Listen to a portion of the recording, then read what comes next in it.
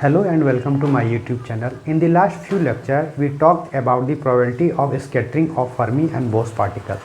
In this lecture, we will learn the rule for the probability of scattering of photon by any atom or absorption or emission of photon by any atom.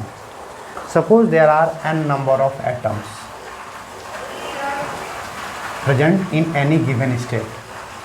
It can absorb a photon, and there will be A, B, C, D, N, and there will be some photon which will be emitted or absorbed by particular atom. Now, what will be the probability that certain atom will absorb photon gamma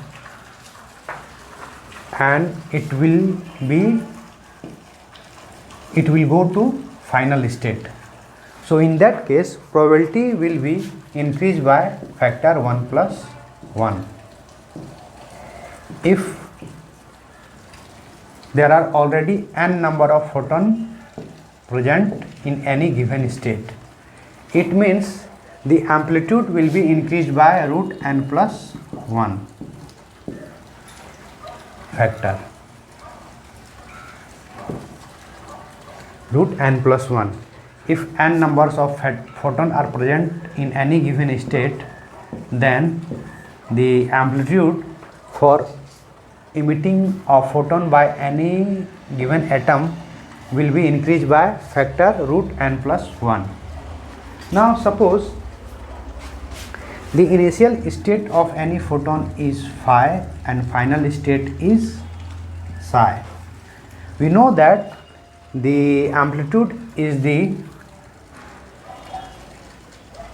amplitude for going from initial state phi to final state psi is the complex conjugate of the path followed by any photon from final state to initial state.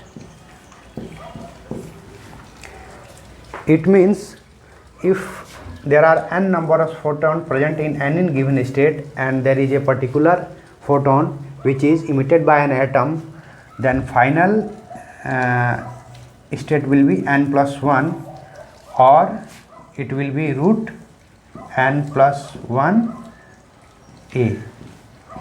A is the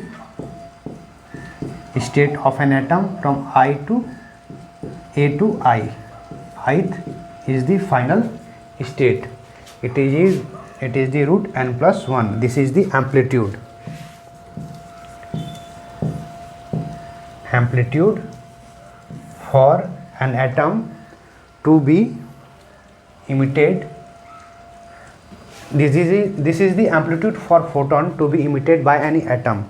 So we can use the complex conjugate principle, and we can write that n plus 1 n equal to root n plus 1 A star. Both these things are equal. If the atoms are emitting, rather than emitting a photon, it is absorbing a photon, then in that case the rule will be n to the power minus n from n to n minus 1 equal to root n A star.